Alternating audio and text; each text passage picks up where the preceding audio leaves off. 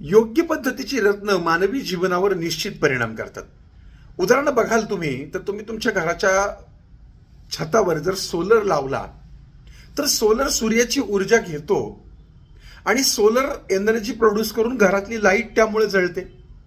याचाच अर्थ सूर्यामध्ये अशी काही त्या ऊर्जेची शक्ती आहे की ज्याच्यातनं वीज तयार होते. त्याच पद्धतीने आपण जी हातामध्ये रत्न परिधान करतो त्या रत्नांमध्ये त्या त्या ग्रहांची ऊर्जा समावण्याची ताकद असते. त्यामुळे तुम्ही रत्नांची मागची बाजू बघितली तर ती अशी गोल असते, डिश अँटिनासारखी.